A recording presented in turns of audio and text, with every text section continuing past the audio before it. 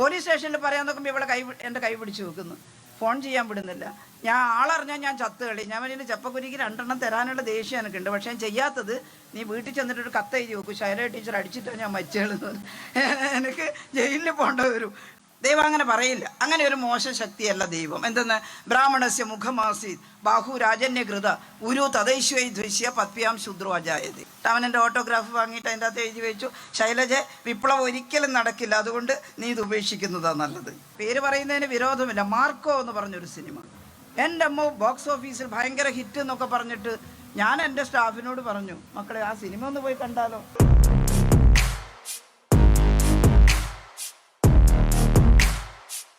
പൂർണ്ണമായും സോഷ്യലിസത്തിലേക്ക് പ്രവേശിച്ചു എന്ന് പറയാൻ കഴിയില്ലെങ്കിലും വിപ്ലവത്തിന് ശേഷം സോവിയറ്റ് റഷ്യ മാനുഷികമായിട്ടുള്ള എന്തെല്ലാം കാര്യങ്ങളാണ് അവിടെ നേടിയെടുത്തത്.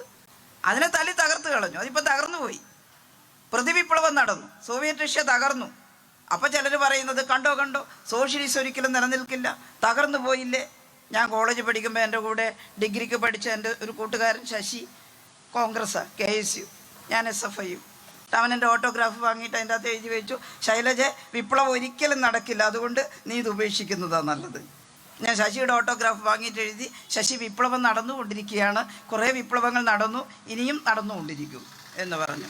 ശശിനെ വിളിച്ചിരുത്തിയിട്ട് ഞാൻ പറഞ്ഞു, ശശി 1947 ബ്രിട്ടീഷുകാർ ഇന്ത്യ വിട്ടു, അതൊരു വിപ്ലവമായിരുന്നു കേട്ടോ. ബ്രിട്ടൻ ഇന്ത്യ വിട്ടു, നമ്മളെല്ലാം സ്വതന്ത്രരായി. 1957 ഫ്യൂഡലിസത്തിൻ്റെ ഏറ്റവും വൃത്തികെട്ടിട്ടുള്ള ഭൂവുടമാവകാശം അല്ലേ, പാവപ്പെട്ടവനെ ഭൂമിയുടെ അവകാശം നിഷേധിക്കുന്ന അവസ്ഥ കമ്മ്യൂണിസ്റ്റ് പാർട്ടി അധികാരത്തിൽ വന്നപ്പോൾ ഇല്ലാതാക്കി. അതൊരു വിപ്ലവമായിരുന്നു. പക്ഷേ കമ്മ്യൂണിസ്റ്റ് പാർട്ടി വിഭാവനം ചെയ്യുന്ന വിപ്ലവം സോഷ്യലിസ്റ്റ് വിപ്ലവമാണ് ഇന്ത്യയിൽ അല്ലേ.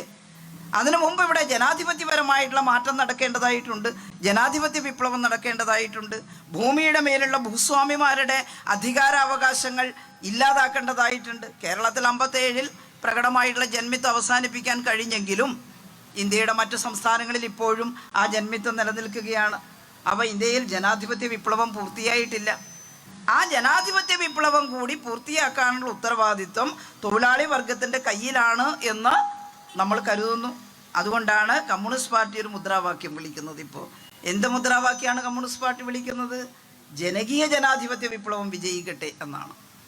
കൃഷിക്കാരും തൊഴിലാളികളും എല്ലാം ചേർന്ന് നമ്മുടെ രാജ്യം സ്വതന്ത്രമായിട്ട് നമുക്ക് കിട്ടാത്ത അവകാശങ്ങൾ നേടിയെടുക്കാനുള്ള വലിയ വിപ്ലവം ഇന്ത്യൻ ഭരണാധികാരി വർഗത്തിനെതിരായിട്ട് നടത്തണമെന്നുള്ളതാണ്. ഞാൻ പറഞ്ഞത് 1917 സോഷ്യലിസ്റ്റ് വിപ്ലവത്തിൻ്റെ കഥ പറഞ്ഞിട്ടാണ്.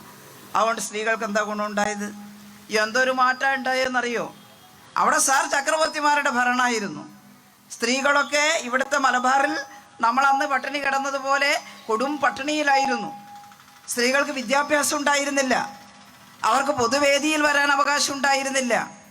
ചക്രവർത്തിമാരുടെ പിടിയാളുകൾ എന്ത് ദ്രോഹം ചെയ്താലും അതെല്ലാം കണ്ണും പൂട്ടി സഹിച്ച് വീണൊടുങ്ങുന്ന നരകജന്മങ്ങളായിരുന്നു അവിടുത്തെ സ്ത്രീകൾ. പുരുഷന്മാരും എല്ലാം അങ്ങനെയാണ്. ആ പട്ടിണി കിടക്കുന്ന മനുഷ്യർ സംഘടിച്ചു, മാനിഫെസ്റ്റോ ഒക്കെ വായിച്ചു. അപ്പോൾ ഒരുമിച്ച് ചേർന്ന് ഈ സാർ ചക്രവർത്തിമാരുടെ ഭരണം അവസാനിപ്പിച്ചാൽ നമുക്ക് ഗുണമുണ്ടാവും എന്ന് കരുതിയിട്ടാണ്. പട്ടിണി 14 കിടക്കുമ്പോൾ തനിയെ കൊടിയെടുത്തിറങ്ങും നമ്മൾ അല്ലേ. കേരളത്തിലിപ്പം പട്ടിണിയൊന്നും കിടക്കണ്ട, ഒരു ദിവസം റേഷൻ പീടികയിൽ അരിയില്ലെങ്കിൽ നമ്മളെന്തുമാത്രം സമരം ചെയ്യുകയാണ്. ഇന്ന് അരി വാങ്ങാൻ പോയി കിട്ടിയില്ല, നാളെ വരും എന്ന് പറഞ്ഞാലും ദേഷ്യം തീരില്ല. ഇന്ന് പറഞ്ഞാൽ ഇന്ന് അരി വേണം എന്ന് നമ്മൾ പറയാൻ പഠിച്ചിരിക്കുകയാണ്. എന്നാൽ ദിവസങ്ങളോളം ആഹാരമില്ലാത്ത മനുഷ്യർ അവർക്ക് ആഹാരം കിട്ടുന്നു വന്നപ്പോൾ അവർ സമരം ചെയ്യാൻ ഒരുങ്ങി. ഇടതുപക്ഷ ആശയഗതി അനുസരിച്ചാണ് ചെങ്കൊടി എടുത്തിട്ട് അവർ സമരം ചെയ്തു. ആ സമരം വിജയിച്ചു. നമ്മൾ പറയുമ്പം പറയും ക്രെംലിൻ കൊട്ടാരത്തിലേക്ക് ചമ്പട മാർച്ച് ചെയ്ത് സാർ ചക്രവർത്തിമാരുടെ പതാക വലിച്ചു താഴ്ത്തി അവിടെ ചുവന്ന കൊടി ഉയർത്തി എന്നൊക്കെ ഒരു ദിവസം രാവിലെ തോന്നിയിട്ട് എണീറ്റ് പോയൊന്നല്ല കേട്ടോ. എത്രയോ ദിവസം സമരങ്ങളും പിക്കറ്റിങ്ങുകളും അടിയും പിടിയും ഇല്ലേ, വെടിവെപ്പും മരണവും ഒക്കെ ഉണ്ടായിട്ടുണ്ട്. പക്ഷെ വിട്ടുകൊടുത്തില്ല. ഞങ്ങൾക്ക് ആടുമാടുകളെ പോലെ ജീവിക്കാൻ വയ്യ, ഞങ്ങൾക്ക് മനുഷ്യരായിട്ട് ജീവിക്കണം എന്ന ഉറച്ച വിശ്വാസത്തോടു കൂടി ആ മനുഷ്യർ പോരാട്ടം നടത്തിയിട്ടാണ് 1917 റഷ്യൻ വിപ്ലവം നടന്നത്. ജവഹർലാൽ നെഹ്റു അതിനെ അംഗീകരിച്ചിരുന്നു, ആ വിപ്ലവത്തെ. ഞാൻ എപ്പോഴും പറയാറുണ്ട്, ഓർമ്മിപ്പിക്കാറുണ്ട്, നിങ്ങൾക്കെല്ലാം അറിയുന്നതാണ്. ഇന്ദിരാഗാന്ധിക്ക് ജയിലിൽ നിന്ന് അയച്ച കത്തുകളിൽ ഒന്നിൽ നെഹ്റു എഴുതി, മകളെ ഇന്ദു നീ ഭാഗ്യവതിയാണ്, എന്തുകൊണ്ടെന്നാൽ നീ ജനിക്കുന്നത് 1917. ഇപ്പോഴത്തെ കോൺഗ്രസ്സുകാരെല്ലാം നെഹ്റുവിൻ്റെ പുസ്തകം വായിക്കലുണ്ടോ എന്ന് എനിക്കറിയില്ല, അല്ലേ? വായിച്ചാൽ നന്നായിരുന്നു. നീ ഭാഗ്യവതിയാണ്. കാരണം ജവഹർലാൽ നെഹ്റു മാർക്സിസ്റ്റ് ഒന്നുമല്ല കേട്ടോ, അങ്ങനെയൊന്നും വിചാരിക്കേണ്ട. എന്നാൽ സോഷ്യലിസ്റ്റ് ആശയഗതികൾ അദ്ദേഹത്തിൻ്റെ മനസ്സിലുണ്ടായിരുന്നു എന്നുള്ളത് വസ്തുതയാണ്. അദ്ദേഹം പറഞ്ഞു, ആ വർഷത്തിലാണ് ഈ ലോകത്തിലെ മഹാനായ ഒരു മനുഷ്യസ്നേഹിയുടെ നേതൃത്വത്തിൽ ലോക ജനതയുടെ വലിയൊരു ഭാഗം അടിമനുഖം വലിച്ചെറിഞ്ഞ് സ്വാതന്ത്ര്യത്തിലേക്ക് നടന്നു കയറിയത്. ആ സംഭവം മറ്റൊന്നുമല്ല, ആ മഹാനായ മനുഷ്യസ്നേഹി വ്ളാഡിമിർ ഇല്യാനോവിച്ച് ലെനിൻ എന്ന് പറയുന്ന റഷ്യൻ സമരനായകനായിട്ടുള്ള കമ്മ്യൂണിസ്റ്റ് ആയിരുന്നു കേട്ടോ. അദ്ദേഹത്തിൻ്റെ നേതൃത്വത്തിലാണ് വിപ്ലവം നടന്നത്. വിപ്ലവം നടന്ന് ചക്രവർത്തിമാരുടെ ഭരണം അവസാനിപ്പിച്ച ഉടനെ സോഷ്യലിസ്റ്റ് ആശയഗതി ആദ്യം ചെയ്തതെന്താ? ലെനിൻ പറഞ്ഞു, ആദ്യം ചെയ്യേണ്ടത് യേശുക്രിസ്തു പറഞ്ഞതുപോലെ മനുഷ്യർക്ക് ഭക്ഷണം എത്തിക്കുകയാണ്. പട്ടിണി കിടന്ന് മരിച്ചിട്ട് പിന്നെ വേറെ സ്വാതന്ത്ര്യത്തെക്കുറിച്ചൊക്കെ പറഞ്ഞിട്ട് എന്താ വേണ്ടല്ലേ? പട്ടിണി കിടന്ന് മരിച്ചാൽ നല്ല റോഡും വേണ്ട, നല്ല സ്കൂളും വേണ്ട, നല്ല ആശുപത്രിയും വേണ്ട, മരിച്ചുപോയില്ലേ? എന്നാൽ അതിനു മുമ്പേ ആഹാരം എത്തിക്കണം. അപ്പോൾ ലെനിൻ പറഞ്ഞു, സോവിയറ്റ് റഷ്യയിലെ പ്രവിശ്യകളെല്ലാം കൂട്ടിച്ചേർത്ത് union of Soviet socialist republic USSR രൂപീകരിച്ചു. വളരെ സമാധാനപൂർണമായിട്ടുള്ള അന്തരീക്ഷമുണ്ടായി. അവിടെ കൃഷി ചെയ്തു. അന്നത്തെ റഷ്യൻ സാഹിത്യകാരന്മാർ ചിലർ എഴുതിയിട്ടുണ്ട്. മിഖായൽ ഷോളോക്ക്, ഞാൻ എല്ലായിടത്തും പറയാറുണ്ട്, എൻ്റെ മനസ്സിനെ ഒരു ബാധിച്ചിട്ടുള്ളൊരു കാര്യം, അല്ലെങ്കിൽ ഇഷ്ടപ്പെട്ടിട്ടുള്ളൊരു കാര്യമാണ്. ഉഴുതുമറിച്ച കന്നിമണ്ണെന്ന് പറയുന്നൊരു നോവലുണ്ട്, ദ വെർജിൻ സോയിൽ അപ്റ്റേൺഡ്. അതിനകത്ത് ഷോളോക്കോ പറഞ്ഞ് വിപ്ലവം നടന്നിട്ട് പിന്നെ അടുത്ത് വരുന്ന ആഴ്ചകളിൽ കണ്ടതെന്താ? പാർട്ടിയുടെ നേതൃത്വത്തിൽ എല്ലാ പ്രദേശത്തും കൂട്ടുകൃഷി കളങ്ങൾ ഉണ്ടാക്കുന്നു, കൃഷിക്കാരെ സംഘടിപ്പിക്കുന്നു, വിത്തും വളമൊക്കെ കൊടുക്കുന്നു, ശേഖരിക്കുന്നു. എന്നിട്ട് ഈ കന്നിമണ്ണ് ഉഴുതുമറിച്ച്, അതുവരെ കന്നിമണ്ണ് ഉഴുതുമറിക്കാനൊന്നും ഇക്കൂട്ടർക്ക് അവകാശം ഉണ്ടായിരുന്നില്ല. കാരണം അതെല്ലാം ചക്രവർത്തി തിരുമനസ്സുമാരുടെ പിണിയാളുകളുടെ കയ്യിലാണ്, കൃഷിക്കാരുടെ സ്വന്തമല്ല. ചക്രവർത്തി ഇവിടെ കൃഷി ചെയ്യുന്ന പറഞ്ഞാൽ അവിടെ കൃഷി ചെയ്യാം, ഇവിടെ ഇപ്പോൾ ചെയ്യണ്ടെന്ന് പറഞ്ഞാൽ അവിടെ ചെയ്യാൻ പറ്റില്ല. പക്ഷേ ഇതങ്ങനല്ല. റഷ്യയിലെ മണ്ണ് ഉഴുതുമറിച്ച് കൃഷി ചെയ്തപ്പോൾ ധാരാളം ധാന്യം വിളഞ്ഞു. ധാന്യം വിളഞ്ഞപ്പോൾ അത് കൊയ്ത് കൊണ്ടുവന്ന് ഈ കൂട്ടുകൃഷി കളത്തിൽ കൂട്ടിയപ്പോൾ പ്രതീക്ഷയോടുകൂടി കൃഷിക്കാരത് നോക്കി നിൽക്കുന്നു.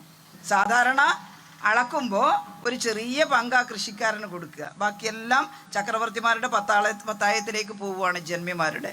എന്നാൽ ഇവിടെ അതല്ല സംഭവിച്ചത്. കമ്മ്യൂണിസ്റ്റ് പാർട്ടിയുടെ നേതൃത്വത്തിൽ ഈ വിളഞ്ഞ ധാന്യങ്ങൾ കൃഷിക്കാർക്ക് മൃഷ്ടാന്നം ആഹാരം കഴിക്കാനുള്ളത് മുഴുവൻ അളന്നു കൊടുത്ത് തലപ്പേറെ അതെല്ലാം ശേഖരിച്ച് കൊണ്ടുപോകുമ്പോൾ ആ കണ്ണുകളിൽ നിന്ന് സന്തോഷാശ്രു ഒഴുകുകയായിരുന്നു എന്നാണ്. ജീവിതത്തിൽ ആദ്യമായിട്ട് തങ്ങൾ അധ്വാനിച്ച വിഹിതം തങ്ങൾക്ക് ലഭ്യമാകുന്നു ഭക്ഷണം കഴിക്കാൻ. അതിൽ പരം ഒരു സന്തോഷം മനുഷ്യർക്ക് എന്താ ഉണ്ടാവുക? അവരത് കൊണ്ടുപോയി ഇഷ്ടം പോലെ ആഹാരം കഴിച്ചു. ചൈനീസ് വിപ്ലവം നടന്നപ്പോഴും ഇങ്ങനെ ഒരു അനുഭവം ഉണ്ടായിരുന്നു. 49-ലാണ് ചൈനയിൽ വിപ്ലവം. ലോകത്തിലെ ഏറ്റവും വലിയ പട്ടിണി രാജ്യമായിരുന്നു ചൈന. ചൈനയിലെ പട്ടിണി എന്ന് പറഞ്ഞാൽ ലോകത്തിൻ്റെ ഒരു താരതമ്യമില്ലാത്ത പട്ടിണിയായിരുന്നു എന്ന് കേട്ടിട്ടുണ്ട്. അവിടെ വിപ്ലവം നടന്നപ്പോൾ ചൈനീസ് വിപ്ലവ നായകൻ മാവോ സെ തുങ് അദ്ദേഹം പറഞ്ഞു, ഇനി നമ്മൾ കൃഷിയെല്ലാം ചെയ്ത് ആഹാരമെല്ലാം ഉണ്ടാക്കുമ്പോൾ സമയം പിടിക്കും. എവിടെ നിന്നെങ്കിലും ഈ പൂഴ്ത്തി വെച്ച ധാന്യങ്ങളൊക്കെ ഉണ്ട് അല്ലേ, പൊടികളൊക്കെ ഉണ്ട്, ധാന്യപ്പൊടികളൊക്കെ ഉണ്ട്. അതൊക്കെ ശേഖരിച്ചിട്ട് നിങ്ങൾ അടിയന്തരമായി ഓരോ ഗ്രാമത്തിലും ആഹാരം പാകം ചെയ്തിട്ട് ആളുകൾക്ക് കൊടുക്കുക കേട്ടോ. അവർക്ക് മര്യാദക്ക് പാകം ചെയ്യാനുള്ള സൗകര്യം പോലും ഇല്ലാത്ത അടിമതുല്യരായിട്ടുള്ള ആളുകളാണ്. അതുകൊണ്ട് കമ്മിറ്റി ഉണ്ടാക്കി അവർക്കെല്ലാം ആഹാരം കൊടുക്കാൻ പറഞ്ഞു. അത്തരത്തിലുള്ള ഒരു ക്യാമ്പിൽ മാവോ ചെന്നു. എന്നിട്ട് പറഞ്ഞു, ആഹാരം കൊടുത്തു. റൊട്ടി, ഇവിടെ റൊട്ടിയാണ്, ചോറൊന്നുമല്ല, റൊട്ടി കൊടുത്തു. അപ്പോൾ എന്നാൽ ആ റൊട്ടി ഒരെണ്ണം എനിക്കും താന്ന് പറഞ്ഞു. അപ്പോൾ മാവോയിന് കൊണ്ടു കൊടുത്തു. മാവോ അത് കടിച്ചിട്ട് നോക്കുമ്പോൾ പല്ലിന് പറ്റുന്നില്ല. അപ്പോൾ മാവോ ചോദിച്ചു, ഇതാണോ എല്ലാവർക്കും കൊടുത്തത്? അത് ആ പൊടി അത്ര നന്നായിരുന്നില്ല, അതുകൊണ്ടാണ്. കേട്ടില്ലേ? മാവോൻ്റെ കണ്ണിൽ നിന്ന് വെള്ളം അടർന്ന് വീണു എന്ന് പറഞ്ഞു. ഇത്രയും സാഹസം ചെയ്ത് വിപ്ലവം നടത്തിയത് ഈ കടിച്ചാപ്പട്ടാത്ത റൊട്ടി തീറ്റാണല്ല. അതുകൊണ്ട് എവിടെയാണ് നല്ല പൊടി കിട്ടുക, ധാന്യപ്പൊടി ശേഖരിച്ചു കൊണ്ടുവന്ന് ഇവർക്ക് തിന്നാൻ പറ്റുന്ന ആഹാരം കൊടുക്കണം എന്ന് പറഞ്ഞു. ഇതാണ് കമ്മ്യൂണിസ്റ്റുകാർ, ഇതാണ് കമ്മ്യൂണിസത്തിൻ്റെ സത്ത. കേട്ടില്ലേ?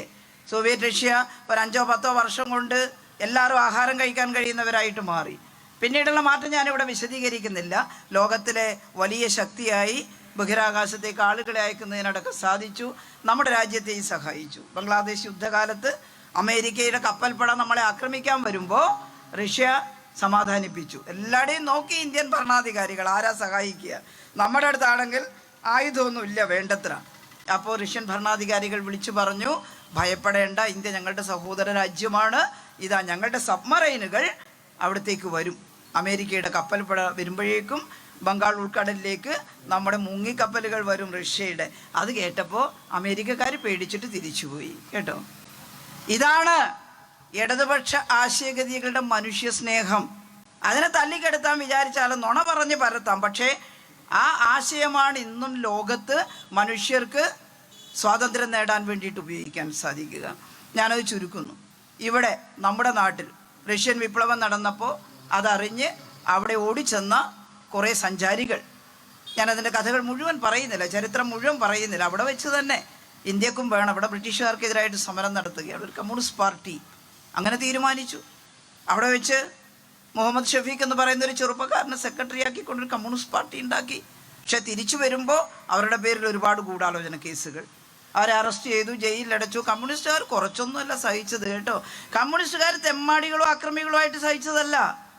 കമ്മ്യൂണിസ്റ്റുകാരെ എല്ലാം കൊന്നൊടുക്കിയത് ഈ നാട്ടിൽ സമത്വം ഉണ്ടാകണമെന്ന് പറഞ്ഞതിനാണ്, ജാതി വ്യവസ്ഥ നിലനിൽക്കരുതെന്ന് പറഞ്ഞതിനാണ്. ഞാൻ പറഞ്ഞില്ലേ, ദൈവം പറഞ്ഞതാണെന്ന് പറഞ്ഞിട്ട് ഈ നല്ല എഴുതാൻ പഠിച്ച സവർണർ എഴുതി വെച്ചു. എന്താ എഴുതി വെച്ചത്? ചാതുർവർണ്ണ്യം മയാ സൃഷ്ടം. ഇപ്പോഴും പഠിപ്പിക്കുന്നുണ്ട് നമ്മുടെ RSSകാരൊക്കെ. സ്ത്രീകളെയെല്ലാം വിളിക്കും സ്നേഹത്തോടെ, ദാക്ഷാണി ചേച്ചി, കല്യാണി ചേച്ചി, നമുക്ക് നാലമ്പലം കാണാൻ പോകാമെന്ന് ചോദിച്ചു. അപ്പോൾ പറയും, നേരെ തന്നെ മോനെ ഇക്കൂട്ടൊന്നും കൂട്ടി കൊണ്ടുപോകുന്നില്ല, ഇൻറ്റൻഷൻ വന്നാൽ കാണാനല്ലേ, ആയിക്കോട്ടെ അമ്പലം കാണാൻ പോയി. അപ്പം അവരെ ഗ്രൂപ്പാക്കി, വാട്സാപ്പ് ഗ്രൂപ്പ്. എന്നിട്ട് അതിനകത്ത് ചാതുർവർണ്ണ്യം മയാ സൃഷ്ടം എന്ന് ദൈവം പറഞ്ഞു എന്നാ. പിന്നെ മനുസ്മൃതി അല്ലേ, ആരാ ഈ സ്മൃതിയൊക്കെ എഴുതി വെച്ചത്? ഏത് ദൈവ പറഞ്ഞത് ഈ സ്ത്രീകളെ എപ്പോഴെങ്കിലും ആരെങ്കിലും ഇങ്ങനെ വട്ടത്തിലാക്കി നിർത്തണം, പുറത്തിറക്കരുത്, അപകടകാരികളാണെന്ന്? സ്ത്രീകൾക്ക് സ്വാതന്ത്ര്യം വേണ്ടേ? സ്ത്രീ സ്വാതന്ത്ര്യം പുരോഗമന സമൂഹത്തിൻ്റെ ഏറ്റവും പ്രധാനപ്പെട്ട ഒരു ദൃശ്യമല്ലേ. നോക്കൂ, ഇന്ന് പഴയ കാലത്തെ ജന്മി തമ്പരാക്കന്മാരുടെ കാലത്തുള്ളതുപോലെ വൈകുന്നേരം ആകുമ്പോൾ ജന്മിയുടെ കാര്യസ്ഥം വന്നിട്ട്, കുഞ്ഞിരാമ എൻ്റെ പെണ്ണിന് 17 വയസ്സായോ അല്ലെ 15 വയസ്സായോ, ഇങ്ങോട്ട് ഇറക്കി വിടോളാം. അയ്യോ തമ്പുരാനെ, അത് ചീരെ ആരോഗ്യമില്ല, അതൊന്നൊരു പ്രശ്നമല്ല, നീ ഇങ്ങോട്ട് വിടുന്ന് പറഞ്ഞാൽ കുഞ്ഞിരാമൻ പെണ്ണിൻ്റെ കൈ പിടിച്ചിട്ട് ജന്മിയുടെ അടുത്ത് ഉണ്ടാക്കുമോ? നിൽക്കവിടെ, നീ ആരാ ചോദിക്കാമെന്ന് പറയും. ചപ്പക്കുറ്റിക്ക് 2 കൊടുക്കും നമ്മൾ.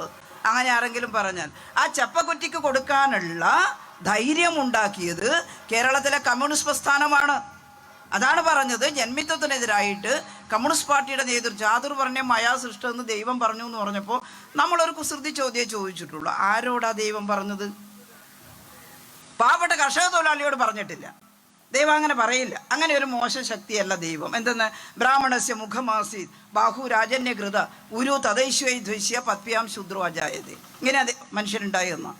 ബ്രാഹ്മണൻ തലേന്നുണ്ടായത് കൊണ്ട് സ്വത്തും ബുദ്ധിയല്ല അങ്ങോർക്ക്. ക്ഷത്രിയൻ കൈകളിൽ നിന്നായതുകൊണ്ട് യുദ്ധമൊക്കെ. വൈശ്യൻ ശരീരമാണ്, കച്ചവടമൊക്കെ ചെയ്യാം. ശൂദ്രൻ പാദങ്ങളാണ്, ഇവരെല്ലാം താങ്ങി നിർത്തുക, കണ്ടത്തിലും വയലിലൊക്കെ പണിയെടുത്തിട്ട്. ഇനി ഇതിലും പെടാത്ത, ഈ 4 വർണ്ണത്തിൽ പെടാത്ത മനുഷ്യരുണ്ടെന്ന. അതാരാ? അവർണർ അല്ലേ. അവർ പറയർ പുലയർന്നെല്ലാം പറഞ്ഞ് അവരെ കണ്ട ചവിട്ടി തേച്ച് കളയണമെന്ന. മനുഷ്യരല്ല എന്നാ, ചവിട്ടി അരച്ച് കളയണമെന്ന. അയ്യങ്കാളിയൊക്കെ അതിനാ സമരം ചെയ്തത് അല്ലേ. അയ്യങ്കാളിയൊക്കെ പ്രതിഷേധിച്ച് തലപ്പാവൊക്കെ വെച്ചിട്ട് എന്നാൽ പിന്നെ ഇങ്ങനെ നടന്നു നോക്കട്ടെ എന്ന് പറഞ്ഞു. താഴ്ന്ന ജാതിക്കാരെ സ്ത്രീകൾക്ക് മാറുമറക്കാൻ പാടില്ല അല്ലേ, അവർക്ക് ഉച്ചത്തിൽ സംസാരിക്കാൻ പാടില്ല, തമ്പുരാക്കന്മാരെ വായിക്കൈവത്തി ഓച്ചാനിക്കണം. അമ്പലത്തിൽ പോകാമായിരുന്നോ കൂട്ടരെ? എൻ്റെ കുട്ടിക്കാലാവുമ്പോഴും പോലും ചിലയിടത്തെല്ലാം സ്വാതന്ത്ര്യം കിട്ടിയതിന് ശേഷം പിന്നെയും 10-11 കൊല്ലം കഴിഞ്ഞിട്ടാണ് ഞാനൊക്കെ ജനിക്കുന്നത്. അപ്പോൾ പോലും ചില അമ്പലത്തിൽ ഇന്ന് ദൂരെ നിൽക്കണം, അങ്ങോട്ടാ ശ്രീകോവിൽ.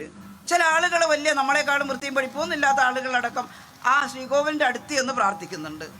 പക്ഷെ താഴ്ന്ന ജാതി എന്ന് പറഞ്ഞ് നമുക്ക് അങ്ങോട്ട്, ഈ ദൈവം അങ്ങനെ ജാതി നോക്കിയിട്ട് ഭക്തി അനുവദിക്കുന്ന ഒന്നാണോ? ഒരിക്കലുമല്ല. ദൈവത്തിന് അങ്ങനെ മനുഷ്യന്മാരുടെ ഇടയിൽ വ്യത്യാസമൊന്നുമില്ല. അങ്ങനെയാണ് രവീന്ദ്രനാഥ ടാഗോറും ശ്രീനാരായണ ഗുരുദേവനൊക്കെ നമ്മളോട് പറഞ്ഞത് അല്ലേ. ദൈവത്തിൻ്റെ മുന്നിൽ അങ്ങനെ വ്യത്യാസമൊന്നുമില്ല. പക്ഷേ ഇത് ദൈവം സൃഷ്ടിച്ചതാണെന്ന് പറഞ്ഞ് അവർണരെ എല്ലാറ്റിൽ നിന്നും മാറ്റി നിർത്തി അവർക്ക് വിദ്യ നിഷേധിച്ചു. അവരുടെ സ്ത്രീകൾക്കാണെങ്കിൽ ഇമാതിരി ഒരു ദൈന്യത, മുലക്കരം ചുമത്തുക. നമ്മളെത്ര മാറിയിരിക്കുന്നു. എന്നിട്ട് നികുതി കൊടുക്കാൻ എന്തെന്ന് ഓട്ടമുക്കാലം എന്തെങ്കിലും ഉണ്ടെങ്കിലേ പെറുക്കി കൊടുക്കല്ലേ.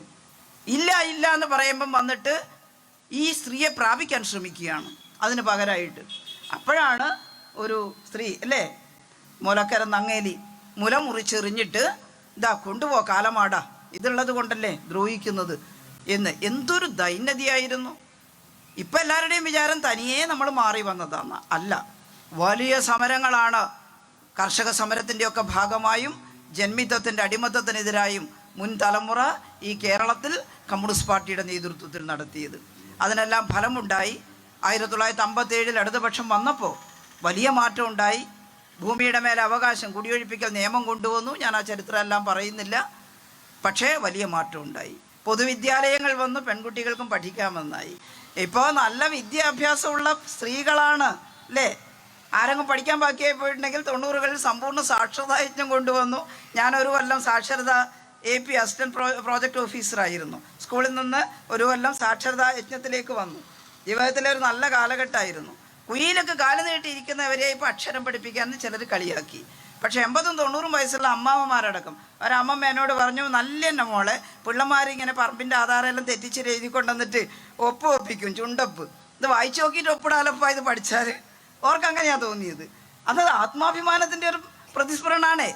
അവർ പറഞ്ഞു, ഇത് വായിച്ചു നോക്കിയിട്ട് ഒപ്പിടാലോ, നമ്മളെ പറ്റിക്കൂലല്ലോ എന്നാണ്. എന്തോ ഒരു സന്തോഷമുള്ള കാലം. അത് അവിടെ നിർത്തുകയല്ല കമ്മ്യൂണിസ്റ്റ് പാർട്ടി ചെയ്തത്. തുടർ വിദ്യാഭ്യാസം എന്ന പേരിൽ ഇപ്പോഴും തുടരുന്നു. 4ാം ക്ലാസ് തുല്യത, 7ാം ക്ലാസ് തുല്യത, 10ാം ക്ലാസ് തുല്യത, ഇപ്പോൾ +1 +2 ആയി അല്ലേ. എന്നിട്ട് 72 വയസ്സുള്ള കത്രീന ചേട്ടത്തി, അവരെവിടെയായിരുന്നു, പത്തനംതിട്ടയിലോ മറ്റായിരുന്നു എന്ന് തോന്നുന്നുണ്ട്, BCom പഠിക്കുന്നു. നല്ല ഒരു പാൻറ്റും ഷർട്ടും എല്ലാം ഇട്ട് ഇൻസൈഡ് ആക്കിയിട്ട് കത്രീന ചേട്ടത്തി ചെറുപ്പക്കാരി പെമ്പിള്ളേറെ കൂടെ പഠിക്കാനിരിക്കുന്നില്ല. അത് കണ്ടിട്ടില്ലേ? എന്നിട്ട് അവരോട് ചോദിച്ചു, BCom എങ്ങനെയാണ് വഴങ്ങുമോ? ഞാൻ 4ഉം 7ഉം 10ഉം എല്ലാം പാസ്സായി, +2 കഴിഞ്ഞു. പിന്നെ BCom കുറച്ച് കണക്കധികം ഉണ്ടായി. ഞാൻ കുടുംബശ്രീൻ്റെ എല്ലാം കണക്ക് ഞാനതിന് ശരിയാക്കില്ല. അതുകൊണ്ട് BCom കണക്കൊന്നും എനിക്ക് പ്രശ്നമില്ല. അത് കത്രീന ചേർത്തി പറയുന്നത് യൂട്യൂബിലൊക്കെ വന്നു. കുടുംബശ്രീയിലെ കണക്കല്ല, BCom കണക്ക്. പക്ഷേ അവരുടെ ആത്മവിശ്വാസമാണ്. ആരുണ്ടാക്കി കൊടുത്തു ഈ സാമൂഹ്യ മാറ്റം? കോൺഗ്രസും BJP എല്ലാം ഭരിക്കുന്ന ഉത്തരേന്ത്യൻ സംസ്ഥാനങ്ങളിൽ സ്വപ്നം കാണാൻ പറ്റുമോ ഇത്തരത്തിലുള്ളൊരു മാറ്റം? അവിടെ തുടർ സാക്ഷരതാ യജ്ഞം നടത്തിയോ? അവിടെ ഇപ്പോഴും എത്രയോ സ്കൂളിൽ ചേരുന്ന കുട്ടികളുടെ ശതമാനം? സ്കൂളുണ്ടായിട്ട് വേണ്ടേ ചേരാൻ? സമ്പൂർണ്ണ സാക്ഷരത കേരളം കൈവരിച്ചത് ഈ കേരളത്തിനുണ്ടാക്കിയിട്ടുള്ള മാറ്റം എത്ര വലുതാ. അപ്പം എല്ലാം കണക്കാ. ചിലർ പറയുന്ന അങ്ങനെയാണ്, എല്ലാ പാർട്ടിക്കാരും കണക്കാ. അയ്യോ, നിങ്ങളെല്ലാം കൂടെ വന്നിട്ട് ഞങ്ങൾക്ക് എന്താ ഉണ്ടായത്?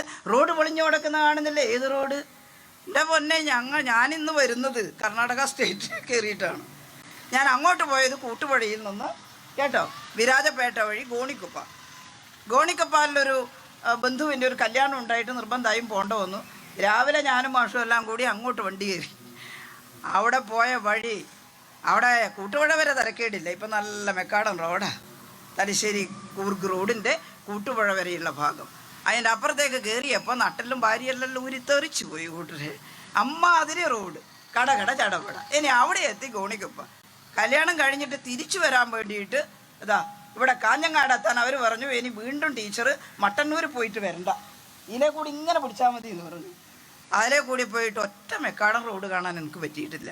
ഇനി ഉണ്ടാവും എവിടെയെങ്കിലും. പക്ഷേ എന്തൊരു പാച്ച് വർക്കൊക്കെ ചെയ്തിട്ടുണ്ട്. പക്ഷെ ആ പാച്ച് വർക്ക് ചെയ്താലും പൊങ്ങിയും താണും ഇരിക്കുന്ന നമ്മുടെ നാട്ടിൽ ഗ്രാമപ്രദേശത്തടക്കം എത്ര റോഡുകളാണ് നല്ല മെക്കാടൻ റോഡായത്. ഹൈവേ നിർമ്മാണം നടക്കുമ്പോൾ ലേശം പ്രയാസമുണ്ട് കേട്ടോ. വലിയ റോഡല്ലേ, വിചാരിച്ച പോലെ പെട്ടെന്ന് പൂർത്തിയാക്കാൻ പറ്റുമോ? അത് പൂർത്തിയായി കഴിഞ്ഞാൽ കാസർഗോഡ് നിന്ന് തിരുവനന്തപുരത്തേക്ക് നമ്മളൊരു പോക്കുണ്ടല്ലേ. എന്താ അതിൻ്റെ ഒരു ഉഷാറ്. ഞാനതല്ല പറഞ്ഞു വരുന്നത്. കേരളം പശ്ചാത്തല സൗകര്യത്തിലും വിദ്യാഭ്യാസത്തിലും എല്ലാം മാറിയിരിക്കുന്നു, സ്ത്രീ ശാക്തീകരണത്തിലും. നോക്കൂ, കുടുംബശ്രീ അയൽക്കൂട്ടം 98-ൽ ഇടതുപക്ഷ ഗവൺമെൻറ്റാണ്.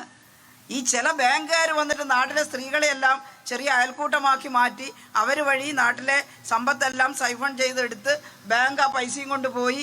അപ്പോൾ ഈ അയൽക്കൂട്ടം കൺവീനറെ സ്ത്രീകൾ ചോദ്യം ചെയ്യാൻ തുടങ്ങി. നീ പറഞ്ഞിട്ടാണ് ഞാൻ ചേർന്നത്, എവിടെ എൻ്റെ പൈസ ചോദിക്കുമ്പോൾ ഞാനറിയില്ല, ബാങ്കുകാരെ കാണുന്നില്ല എന്ന് പറഞ്ഞപ്പോൾ അയൽക്കൂട്ടം കൺവീനർമാർ ആത്മഹത്യ ചെയ്യാൻ തുടങ്ങി പേടിച്ചിട്ട്. ആന്ധ്രാപ്രദേശിൽ 43 പേര് മരിച്ചു. അപ്പോഴാണ് തോമസ് ഐസക്കും പാലോളി മുഹമ്മദ് കുട്ടിയെല്ലാം ചേർന്നിട്ട് പറഞ്ഞത്, സ്ത്രീകൾക്കൊരു സമ്പാദ്യശീലം ഉണ്ടാവുന്നത് നല്ലതാണ്, അവർക്കൊരു ആശ്രയം കൊടുക്കാൻ. ഗവൺമെൻറ് ഗ്യാരണ്ടിയോടുകൂടി അവർക്കൊരു സെൽഫ് ഹെൽപ്പ് ഗ്രൂപ്പ് ഉണ്ടാക്കിയാൽ അവർ പോയി ബാങ്കിൻ്റെ കെണിയിൽ വീഴില്ല. അതുകൊണ്ടാണ് നമ്മൾ എന്തുണ്ടാക്കിയത്, സ്ത്രീകളുടെ സെൽഫ് ഹെൽപ്പ് ഗ്രൂപ്പ് അല്ലേ, കുടുംബശ്രീ അയൽക്കൂട്ടം. അതിനെ പിന്നെ ഗവൺമെൻറ്റുമായി ലിങ്ക് ചെയ്ത് പഞ്ചായത്ത് ഓഫീസിൽ അവർക്കൊരിടമുണ്ട്, അതിനൊരു ഭരണരംഗമുണ്ട്, സമിതിയുണ്ട്, ADS ഉണ്ട്, CDS ഉണ്ട്, ജില്ലാ മിഷനുണ്ട്, സംസ്ഥാന മിഷനുണ്ട്. ചോദിക്കാനും പറയാനും ആളുണ്ട് എന്ന് പണ്ട് പറയാറില്ലേ? ഉണ്ട് കേട്ടോ. അപ്പോൾ സ്ത്രീകൾ പുറത്തേക്ക് വരാൻ തുടങ്ങി. എന്നാൽ അങ്ങനെ പുറത്തേക്ക് വന്ന വിദ്യാസമ്പന്നരായ സ്ത്രീകൾ വസ്തുതകളെല്ലാം പഠിച്ച് രാഷ്ട്രീയ ബോധമുള്ളവരായി പൂർണ്ണമായും മാറിയോ? രാഷ്ട്രീയവൽക്കരിക്കണം എന്ന് പറയുമ്പോൾ ചിലർ പറയും കുടുംബശ്രീക്കാരെയെല്ലാം മാർക്സിസ്റ്റ് പാർട്ടി ചേർക്കാൻ പോയേ. ഞങ്ങൾ അങ്ങനെയല്ല പറഞ്ഞത്. രാഷ്ട്രീയ സാമൂഹ്യ ബോധ്യം എന്ന് പറഞ്ഞാൽ എന്താ? രാജ്യം ഭരിക്കുന്ന ഭരണാധികാരികൾ നമുക്ക് വേണ്ടി ചെയ്യേണ്ടതെന്താണ്, ചെയ്യാത്തതെന്താണ്, അത് മനസ്സിലാക്കലാണ്. ഈ സമൂഹം എങ്ങനെയാണ് മുന്നോട്ട് പോകേണ്ടത്? നിരവധി ജാതികളായി വേർതിരിഞ്ഞുകൊണ്ടാണോ, എന്നാൽ എല്ലാ മനുഷ്യരും തുല്യരായി ഒരുമിച്ച് നീങ്ങുകയാണോ? റിപ്പബ്ലിക് ഡേയുടെ പിറ്റെന്നല്ലേ ഇന്ന്, അല്ലേ?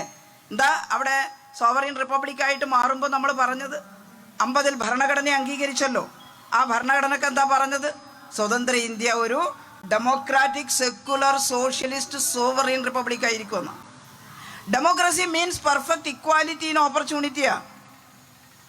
ജനാധിപത്യം എന്ന് പറയുന്നത് സ്ത്രീകളും പുരുഷന്മാരും എല്ലാ ജാതിക്കാരും അവർക്കുള്ള പൂർണ്ണമായ അവസര സമത്വമാണ്. ജനിക്കാനും ജീവിക്കാനും വഴി നടക്കാനും പ്രാർത്ഥിക്കാനും എല്ലാം പുരുഷനും സ്ത്രീക്കും ഒരേപോലെ അവസരമാണ്.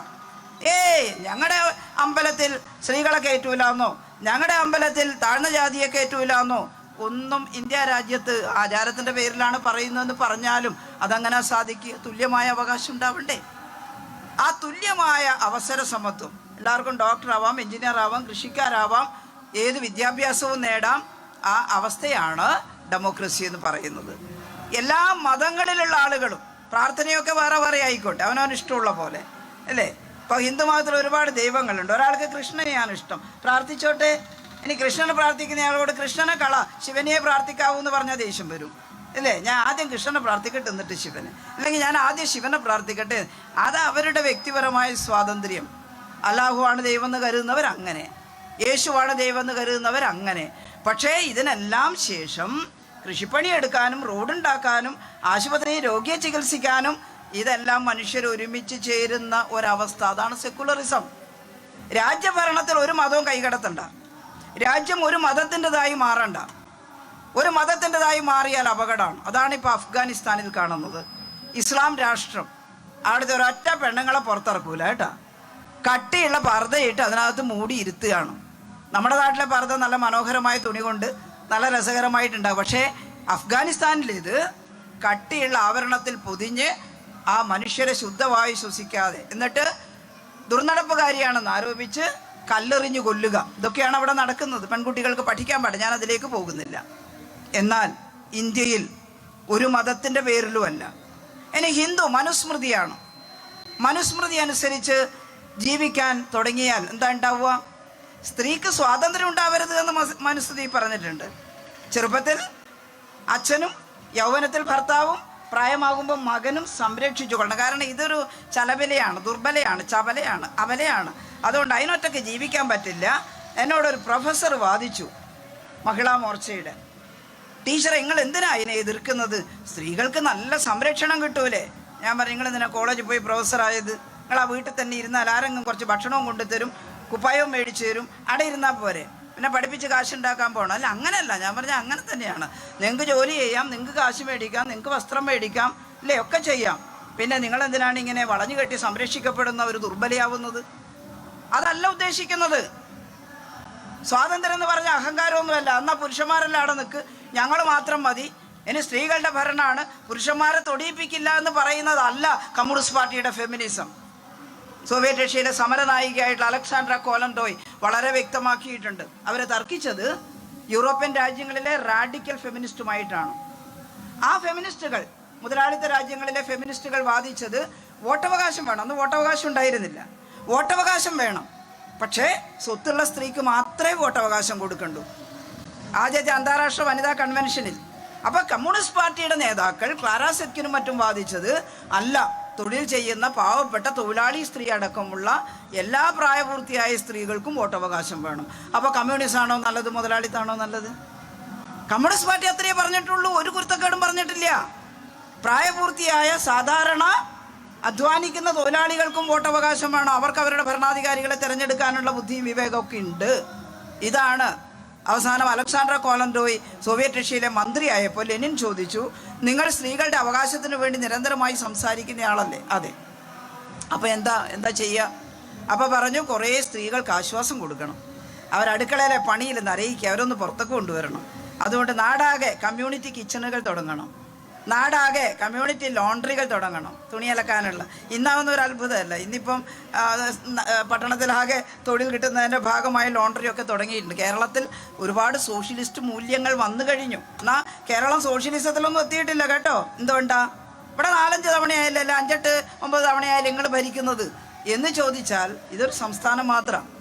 കേന്ദ്രം ഭരിച്ചത് കോൺഗ്രസും BJP, അത് മുതലാളിത്ത ഭരണ വ്യവസ്ഥയാണ്.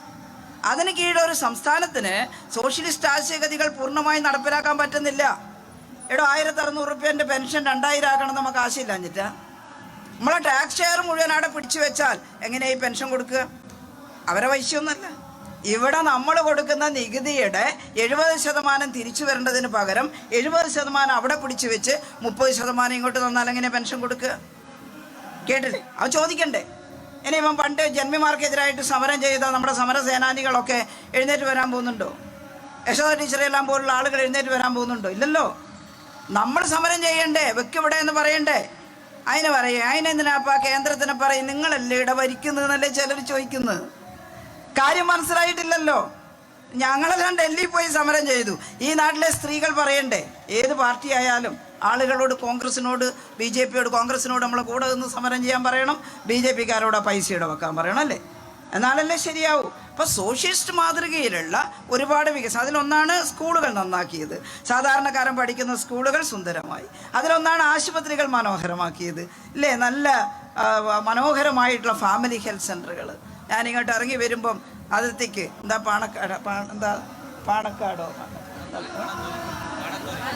പാണത്തൂർ അല്ലേ, പാണത്തൂർ ഇറങ്ങി വരുമ്പം നിൽക്കുന്നു നല്ല മനോഹരമായിട്ടുള്ള ഫാമിലി ഹെൽത്ത് സെൻ്റർ. ഞാനവിടെ പോയിരുന്നു മന്ത്രിയായപ്പോൾ അത് ഉദ്ഘാടനം ചെയ്യാൻ. അപ്പോൾ അവിടുത്തെ നേഴ്സുമാരെല്ലാം കണ്ടിട്ട് മറന്നുപോയിട്ടില്ല. അവരെല്ലാം കൂടി എന്നെ കണ്ടപ്പോൾ ഓടി വന്നു. ടീച്ചർ ഇവിടെ വന്നിരുന്നു. ഞാൻ പറഞ്ഞു ഞാൻ വന്നിരുന്നു. ഒരുപാട് ആൾ വരുന്നുണ്ട് ആസ്പത്രിയിൽ, നല്ലത്, വളരെ നല്ലതല്ലേ. ഇത് ടീച്ചറിൻ്റെ ഒരു മികവല്ല, ഇത് LDF ഗവൺമെൻറ് സ്വീകരിച്ച ഇടതുപക്ഷ ആശയഗതികളുടെ ആസൂത്രണത്തിൻ്റെ വിജയമാണ്.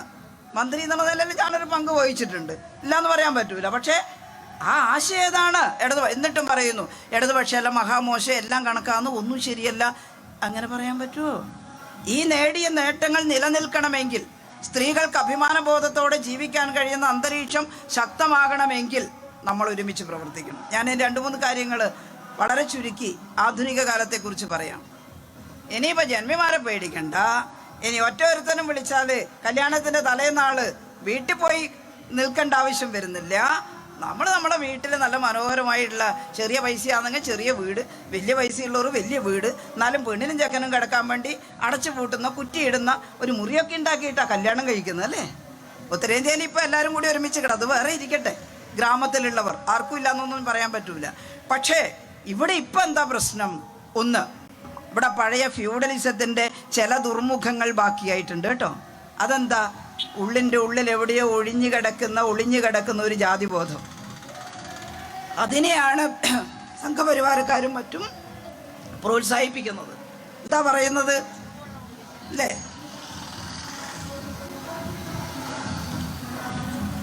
ജാതി അതുള്ളതാ, ആയിക്കോട്ടെ. പക്ഷെ ഈ ജാതിയെല്ലാം ഒന്നിച്ച് അവിടെ പോകാവൂ. നമ്മൾ സ്ത്രീകൾക്ക് പറയാൻ കഴിയണം. എന്താ പറയാൻ കഴിയേണ്ടത്? മുമ്പിങ്ങനെ ജാതി വേർതിരിഞ്ഞു നിന്ന കാലത്ത് ഞങ്ങളുടെ മുൻഗാമികൾ അനുഭവിച്ചിട്ടുള്ള സങ്കടങ്ങളുണ്ട്. ഇന്ന് അതില്ല. ഇന്ന് ഞങ്ങൾക്ക് അമ്പലത്തിൽ പോവാം, ഞങ്ങൾക്ക് മീറ്റിങ്ങിന് പോകാം, ഞങ്ങൾ സ്കൂളിൽ പോകാം. വീണ്ടും ആ ജാതി വ്യവസ്ഥ അതേപോലെ തിരിച്ചു വരുന്നത് ആപത്താണ്. മറ്റൊന്ന്, കടുത്ത അന്ധവിശ്വാസത്തെ മാർക്കറ്റ് ചെയ്യുകയല്ലേ. ഞാൻ TV-യിൽ ഒരു പരസ്യം കണ്ടിട്ടുണ്ട്. ഒരു മഹാലക്ഷ്മി യന്ത്രം മേടിച്ച് വീട്ടിൽ കൊണ്ടുവച്ചാൽ പിന്നെ ഒരു കുഴപ്പമില്ല എന്നാ. 3000 ഉറുപ്പ്യേ ഉള്ളൂ ഒന്നിന്. എന്നാൽ അടുത്ത ബജറ്റ് അവതരിപ്പിക്കുമ്പം 3000 ഉറുപ്പ്യക്ക് ഓരോ മഹാലക്ഷ്മി യന്ത്രം ഓരോ വീട്ടിൽ കൊടുത്താൽ മതിയാവുമോ? അത് മേടിച്ച് കൊണ്ടുവച്ച് പ്രാർത്ഥിക്കുന്നവർ പ്രാർത്ഥിച്ചോളൂ. പക്ഷേ ഒന്നും ഓർക്കേണ്ടത്, അത് ഉണ്ടാക്കി വിൽക്കുന്നവർ കോടികൾ കൊയ്യുകയാണ് ഈ പരസ്യത്തിലൂടെ, കേട്ടോ. അതുകൊണ്ട് മാത്രം അതല്ല വേണ്ടത്. മനുഷ്യരുടെ പട്ടിണി മാറ്റാനുള്ള മറ്റാസൂത്രണങ്ങൾ നടത്തണം. അത്ര ലളിതമായി ചിന്തിക്കേണ്ട കാര്യമില്ല നമ്മൾ. ഇനി മത്സരിച്ചെടുന്നെങ്കിൽ 3000 ഉറുപ്പ്യ ഉണ്ടാക്കി അതൊന്ന് വാങ്ങാൻ കഴിഞ്ഞിട്ടില്ലെങ്കിൽ മനസ്സ് ഖേദിക്കുകയൊന്നും വേണ്ട. അത് വാങ്ങിക്കൊണ്ടതുകൊണ്ട് മാത്രം മാറില്ല. നമ്മുടെ സമൂഹത്തിൽ നടത്തുന്ന ആസൂത്രണത്തിലൂടെയേ മാറ്റം വരുത്താൻ സാധിക്കുകയുള്ളൂ. അത്ര ലഘുവായിട്ടുള്ള കാര്യങ്ങൾ വേണ്ട. അതുപോലെ ചൊവ്വാദോഷമൊക്കെ പോലുള്ള കാര്യങ്ങളിലൊന്നും അഭിരമിക്കേണ്ടതില്ല. ഒരു ഹിന്ദു കുട്ടിക്ക് ചൊവ്വയുണ്ടെങ്കിൽ അതേ നാഴിക വിനാഴികയ്ക്ക് ജനിച്ച മുസ്ലിം കുട്ടിക്കും ചൊവ്വ വേണ്ടേ? മുസ്ലിം പെൺകുട്ടി ചൊവ്വയും ബുധനൊന്നും നോക്കാണ്ടല്ലേ കല്യാണം കഴിച്ചു പോകുന്നത്. ഇനി അവർക്കും കൂടി ചൊവ്വ ഉണ്ടാക്കിയാൽ മതിയാവുമെന്ന് ചിലർ വിചാരിച്ചിറങ്ങിയിട്ടുണ്ട്, കേട്ടില്ലേ? അപ്പോൾ ഇത്ര ലളിതമായിട്ടുള്ള അന്ധവിശ്വാസ ലളിതമായിട്ടുള്ള കാര്യങ്ങൾ നല്ല ഭക്തിയാവാം ഗുരുദേവൻ്റെയും അതുപോലെ രവീന്ദ്രനാഥ ടാഗോറിൻ്റെയും ഒക്കെ. അതുകൊണ്ട് നമ്മൾ സ്ത്രീകൾ കൂടുതൽ ദുർബലരാവുകയല്ല വേണ്ടത്, കൂടുതൽ ശാസ്ത്രബോധമുള്ള നല്ല മിലിറ്റൻ്റ് ആയിട്ടുള്ള, അതിൻ്റെ അർത്ഥം അഹങ്കാരി എന്നല്ല, ഒന്ന് പറഞ്ഞ് രണ്ടിന് ആരെയും തക്കുന്നവരല്ല, കേട്ടില്ലേ? വളരെ പക്വതയോടുകൂടി പഠിച്ച് കാര്യങ്ങൾ പറയുന്ന, തുല്യ വീട്ടിലും നാട്ടിലും തുല്യ പദവിക്ക് അവകാശികളാണെന്ന ബോധമുള്ള, നന്നായി വായിക്കുന്ന പഠിക്കുന്നവരായിട്ട് മാറണമെങ്കിൽ മാത്രമേ ഇത്തരത്തിലുള്ള അന്ധവിശ്വാസങ്ങൾ മാറ്റാൻ പറ്റുള്ളൂ. രണ്ട്, മുതലാളിത്തത്തിൻ്റെ ദോഷവശങ്ങൾ കടന്നു വരികയാണ്. അതേതിലെല്ലാം വരുന്നുണ്ട്. ദിവസേന വായിക്കുന്ന പത്രക്കടലാസുകളിൽ കാണാം, ചിലപ്പോൾ നവമാധ്യമങ്ങളിൽ കാണാം, സിനിമയിൽ കാണാം. അതെല്ലാം പുതിയ സമൂഹം പകർത്തുകയാണ്. കാശ് സമ്പാദിച്ചാൽ സുഖലോലവുമായിട്ട് ആ കാശ് എങ്ങനെ വേണമെങ്കിലും വിനിയോഗിക്കുക. അതാണ് മയക്കുമരുന്ന്. മുതലാളിത്ത രാജ്യങ്ങളുടെ ഒരു വലിയ പ്രത്യാഘാതമാണ് മയക്കുമരുന്നിൻ്റെ ഉപഭോഗം. അത് കേരളത്തിലും വരുന്നുണ്ട്. കേരളത്തിൽ ആ മയക്കുമരുന്ന് എത്ര കൊലപാതകങ്ങൾ നടത്തി. കഴിഞ്ഞ ദിവസം ഒരു മോൻ അമ്മയെ കൊന്നു കളഞ്ഞല്ലേ? മയക്കുമരുന്ന് ഉപയോഗിക്കുന്ന കുട്ടിയാണ്. നിഷ്കരണം, എനിക്ക് ജന്മം തന്നതിനാണ് കൊന്നത് എന്ന്. എന്തൊരു സങ്കടകരമായിട്ടുള്ള അവസ്ഥ. ഞാനത് വിശദീകരിക്കാതെ തന്നെ നിങ്ങൾക്കറിയാം. അതുകൊണ്ട് കമ്മ്യൂണിസ്റ്റ് പാർട്ടിയുടെ അനുഭാവികളും ബന്ധുക്കളുമായിട്ടുള്ള സ്ത്രീകൾ മയക്കുമരുന്നിനെതിരായിട്ടുള്ള നല്ല ബോധവൽക്കരണവും ഇടപെടലും സമൂഹത്തിൽ നടത്തണം. മയക്കുമരുന്നിൽ നിന്ന് സമൂഹത്തെ രക്ഷിക്കണം. പിന്നെ സ്ത്രീകൾ ഒരു കച്ചവട വസ്തുവായി മാറുന്ന അവസ്ഥ, പെൺകുട്ടികളെയൊക്കെ കച്ചവട വസ്തുവായിട്ട് മാറ്റുക, വിൽക്കുക, അല്ലെങ്കിൽ പണത്തിന് വേണ്ടി മറ്റുള്ളവർക്ക് കാഴ്ചവെക്കുക, ഇതൊക്കെ മുതലാളിത്തത്തിൻ്റെ അളിഞ്ഞ വശങ്ങളാണ്. നല്ല സോഷ്യലിസ്റ്റ് സമൂഹത്തിൽ പണത്തിനോ പദവിക്കോ വേണ്ടി ഒരു സ്ത്രീക്കും മറ്റൊരാൾക്ക് കീഴ്പ്പെടേണ്ടതായിട്ട് വരില്ല. പുരുഷനും പരസ്പര സ്നേഹത്തിൻ്റെയും ബഹുമാനത്തിൻ്റെയും അടിസ്ഥാനത്തിലുള്ള, അലക്സാണ്ട്ര കൊലൻഡോയുടെ ഭാഷയിൽ പറഞ്ഞാൽ കോംബ്രേഡ്ലി റിലേഷൻഷിപ്പ് ആയിരിക്കും സ്ത്രീ പുരുഷന്മാർ തമ്മിൽ. ഈ കാണുന്ന അളിഞ്ഞ ബന്ധങ്ങൾ, ഒരാളെ കല്യാണം കഴിക്കുക, മറ്റൊരാളെ പ്രേമിക്കുക, എന്നിട്ട് ഇയാളെ വിഷം കൊടുത്ത് കൊല്ലുക, ഇമാതിരി തലതിരിഞ്ഞ ഏർപ്പാടൊക്കെ വരുന്നത് മുതലാളിത്ത ജീർണതയുടെ ഭാഗമായിട്ടാണ്. അത് പഠിപ്പിക്കാൻ നമുക്ക് സാധിക്കണം. ചെറിയ പ്രായത്തിൽ തന്നെ കുഞ്ഞുങ്ങളെ എങ്ങനെ മാന്യമായിട്ട് പെരുമാറാം, എങ്ങനെ മനുഷ്യന്മാർ തമ്മിലുള്ള വളരെ വളരെ സോഷ്യലിസ്റ്റ് രീതിയിലുള്ള അന്തസ്സുറ്റ ബന്ധങ്ങളാവാം എന്ന് പഠിപ്പിച്ചാൽ നമുക്ക് ഇത്തരത്തിലുള്ള ദുർബലതകൾ കുറേ പരിഹരിക്കാൻ സാധിക്കും. നമ്മുടെ സിനിമയൊക്കെ വളരെ മോശം. ഞാൻ കണ്ടിട്ടില്ലേ, അടുത്തൊരു സിനിമ ഇറങ്ങിയിട്ടുണ്ടെന്ന് പറഞ്ഞു, പേര് പറയുന്നതിന് വിരോധമില്ല, മാർക്കോ എന്ന് പറഞ്ഞൊരു സിനിമ. എൻ്റെ അമ്മ ബോക്സ് ഓഫീസിൽ ഭയങ്കര ഹിറ്റ് എന്നൊക്കെ പറഞ്ഞിട്ട് ഞാൻ എൻ്റെ സ്റ്റാഫിനോട് പറഞ്ഞു, മക്കളെ ആ സിനിമ ഒന്ന് പോയി കണ്ടാലോ. അപ്പോൾ എൻ്റെ ഡ്രൈവർ പറഞ്ഞു, കൊന്നാൽ കാണാൻ പോലെ ടീച്ചർ. എന്താ അതിനകത്ത് കുഞ്ഞു മക്കളെ എത്ര ക്രൂരമായിട്ട് എങ്ങനെ കൊല്ലാമെന്ന് നേരിട്ട് കാണിക്കുകയാണ്. ഒരിക്കലും പാടില്ലാത്തതാണ്. ആ സെൻസർ ബോർഡിനെതിരെ നടപടിയെടുക്കേണ്ടതാണ്. അത്തരത്തിലുള്ള കാര്യങ്ങൾ സമൂഹത്തിൽ പ്രചരിപ്പിച്ചാൽ ഈ ആളുകളുടെ മനസ്സിലുള്ള ഈ വൃത്തികെട്ട സമൂഹത്തിനകത്ത് അത്തരം കാര്യങ്ങൾ മനുഷ്യൻ്റെ മനസ്സിലാവുന്നൊരു തെറ്റല്ല എന്നൊരു ബോധം ഉണ്ടാക്കും എന്ന കാര്യത്തിൽ സെൻസർഷിപ്പ് നിയമങ്ങളിൽ പറയുന്നുണ്ട്. അതൊന്നും പച്ചക്ക് ഇങ്ങനെ കാണിക്കാൻ പാടില്ല എന്നുള്ളത്. പക്ഷെ അത് കാണിച്ചിട്ടും സെൻസർ ബോർഡിൻ്റെ കത്രിക വീഴുന്നില്ല. എന്നിട്ട് ഇപ്പോൾ പറഞ്ഞു കേൾക്കുന്നത്, ഇനി OTTയിൽ റിലീസ് ചെയ്യുമ്പോൾ സെൻസർ ബോർഡ് കട്ട് ചെയ്ത ഭാഗം കൂടി അതിൻ്റെ അകത്ത് കയറ്റുന്ന പരസ്യം കൊടുക്കുക. ഇതെവിടെ എത്തും ഈ കാലം? സ്ത്രീകളെ കളിയാക്കിക്കൊണ്ടുള്ള പരിഹാസ ദ്വയാർത്ഥ പ്രയോഗങ്ങൾ, അത് ചില സിനിമകളിൽ ഞാൻ കണ്ട് നല്ല സിനിമയായിരിക്കും, പക്ഷേ ചിലയിടത്തെത്തുമ്പോൾ സംഗതി സ്ത്രീകളെ പരിഹരിച്ചിട്ട്. ഒരു സിനിമയിൽ ഒരു വിദ്വാൻ അതിന് നായികയോട് നായകൻ പറയുകയാണ്, പ്രസിദ്ധരാണ്, അവരുടെ പേരൊന്നും ഞാൻ പറയുന്നില്ല, ഞാനൊന്ന് മനസ്സ് വെച്ചാൽ 10 മാസം എനിക്ക് പണി കിട്ടുന്ന. എന്തൊരു ജുഗുപ്സാവഹമായിട്ടുള്ളൊരു കാര്യമാണ്. ഈ അടുത്ത നാളിൽ ഒരു നടിയുടെ അവരെ പരിഹസിച്ചുകൊണ്ടൊരു വർത്തമാനം ഒരാൾ പറഞ്ഞ് അയാൾ അറസ്റ്റ് ചെയ്തു. ബോച്ചെ അല്ലേ? നടിയുടെ വസ്ത്രധാരണത്തെക്കുറിച്ച് അഭിപ്രായ വ്യത്യാസമുണ്ട്. അവരോട് ചെന്നിട്ട് നേരിട്ട് കുറച്ചും കൂടി ഇങ്ങനെ. അപ്പോൾ അവർ പറയല്ല എനിക്കിതാ ഇഷ്ടം എന്ന് പറഞ്ഞാൽ, എന്നാൽ ശരീരം കണ്ട ഉടനെ തന്നെ ഹാലിളകുന്ന രീതി സമൂഹത്തിലുണ്ടാകാൻ പാടുണ്ടോ? അപ്പോൾ അതെല്ലാം തന്നെ വല്ലാത്തൊരു മുതലാളിത്ത ഭ്രാന്തിൻ്റെ അല്ലെങ്കിൽ ഉപഭോഗ ആർത്തിയുടെ ഭാഗമായിട്ട് വരുന്ന ഒന്നാണ് കേട്ടോ. അങ്ങനെയുള്ള ഒരുപാട് കാര്യങ്ങൾ ഈ സമൂഹത്തിൽ വന്നു ചേരുന്നുണ്ട്. നമ്മുടെ മക്കൾ ഈ യൂട്യൂബും ഇതൊക്കെ ഉപയോഗിക്കുമ്പോൾ നല്ലോണം ശ്രദ്ധിക്കണം. എൻ്റെ നാട്ടിലൊരു പെൺകുട്ടി അതിൻ്റെ ഭർത്താവ് ഓട്ടോറിക്ഷ ഓടിച്ച് ജീവിക്കുന്ന ഒരു ചെറുപ്പക്കാരനാണ്. അയാളിവിടെയും കൂട്ടി വന്നു. 2 കുഞ്ഞു മക്കളും, നല്ല മെലിഞ്ഞ 2 മക്കൾ. അപ്പോൾ ഇവളിങ്ങനെ വടി പോലെ ഇരിക്കുക. ആ ചെറുപ്പക്കാരൻ എന്നോട് പറഞ്ഞു, ടീച്ചറെ ഇവളെ കഴുത്തിലാകെ ഒരു 3 പവൻ്റെ ഒരു മാല, ചെറിയ 2-3 മാല കൂടി ഞാനെല്ലാം കൂടി ഒന്നിച്ചാക്കിയിട്ട് 3 പവനാക്കി കൊടുത്തതാണ്. എന്നിട്ട് എന്തായി, ഇവളാർക്കോ ഊരി കൊടുത്തു. ഞാൻ ചോദിച്ചു, ആർക്ക് കൊടുത്തു മോനെ? അവളോടന്നെ ചോദിക്ക്, ആർക്ക് കൊടുത്തു മോളെ? എനിക്കറിയില്ല. എനിക്കറിയാത്ത ആൾക്ക് കൊടുത്തോ? അത് ഫേസ്ബുക്കിലൂടെ പരിചയപ്പെട്ടതാ. മോൻ കണ്ടാൽ അറിയോ? ആ ഫേസ്ബുക്കിൽ അയാളെ മുഖമൊന്നും ഉണ്ടായിരുന്നില്ല, അവിടെ എന്തോ ഒരു പൂവിൻ്റെയോ മറ്റോ ചിത്രം. ഞാൻ ചോദിച്ചു, അവനല്ലേ നീ മാല കൊടുത്ത്? കണ്ടാൽ തിരിയില്ലേ? അയാളല്ല വന്നത്, ഒരു കൂട്ടുകാരനെ പറഞ്ഞയച്ചതാ. എന്ത് പറഞ്ഞിട്ട്? ഞാനിങ്ങനെ വളരെ പോഷായിട്ട് ജീവിക്കുന്ന നിന്നെ മനോഹരമായിട്ട് മോളെ ഞാൻ കൊണ്ടുനടക്കും, എറണാകുളം എല്ലാം കാണിച്ചു തരാം, എറണാകുളത്തുള്ളതാണ്. നീ ഒരു കാര്യം ചെയ്താൽ മതി, ഇപ്പം തൽക്കാലം എൻ്റെ അടുത്ത് പൈസയില്ല, അതുകൊണ്ട് നിൻ്റെ കയ്യിൽ എന്തെങ്കിലും ഉണ്ടെങ്കിൽ എടുത്തിട്ട് വന്നാൽ നമുക്ക് പിന്നെ, ഇപ്പം ലേശം ബുദ്ധിമുട്ടില്ല. അവൾ പറഞ്ഞു, എൻ്റെ പൈസയൊന്നുമില്ല. പൊന്നുണ്ടോ? ആ, ഒരു മാലയുണ്ട്, എന്നാൽ അത് നീ കൊടുത്തേക്ക്, അത് വിറ്റിട്ട് ഞാനൊരു കാറും പിടിച്ച് എന്നെ കൂട്ടാൻ വരും. കാക്കേൻ്റെ തലയിൽ വണ്ണ വെച്ച് പിടിക്കാന്നുള്ള സൂത്രം പറയുന്നതൊക്കെയുണ്ട്. അതുപോലെ ഊരി കൊടുത്തു. പോലീസ് സ്റ്റേഷനിൽ പറയാൻ നോക്കുമ്പോൾ ഇവിടെ എൻ്റെ കൈ പിടിച്ച് വെക്കുന്നു, ഫോൺ ചെയ്യാൻ വിടുന്നില്ല. ഞാൻ ആളറിഞ്ഞാൽ ഞാൻ ചത്ത് കളി. ഞാൻ വലിയ ചെപ്പക്കുരിക്ക് 2 എണ്ണം തരാനുള്ള ദേഷ്യം എനിക്കുണ്ട്. പക്ഷേ ചെയ്യാത്തത്, നീ വീട്ടിൽ ചെന്നിട്ടൊരു കത്ത് എഴുതി വെക്കും, ശൈല ടീച്ചർ അടിച്ചിട്ടോ ഞാൻ മരിച്ചേളുന്നത്, എനിക്ക് ജയിലിൽ പോകേണ്ടി വരും. അതുകൊണ്ട് പിന്നെ ഈ സ്ത്രീകളോട് പറയാറുണ്ട്, ജയിലിൽ കിടന്നിട്ട് പറയേണ്ടി വരും ഞാൻ. അതുകൊണ്ട് ഞാനത് ചെയ്യുന്നില്ല. പക്ഷേ ചെയ്തത് തെറ്റാണ്. പോലീസ് സ്റ്റേഷനിൽ പറഞ്ഞു, പക്ഷെ പിടിക്കാൻ പറ്റിയിട്ടില്ല കേട്ടോ. ഇത്ര ലളിതമാണ്. ഈ വിദ്യാഭ്യാസമൊക്കെ ഉണ്ട്. എല്ലാ പെൺകുട്ടികളും അങ്ങനെയാണെന്നല്ല. അതുകൊണ്ട് നല്ല ബോധവൽക്കരണം സമൂഹത്തിൽ നടത്തേണ്ടതായിട്ടുണ്ട് എന്നുള്ളത് സൂചിപ്പിക്കുന്നു.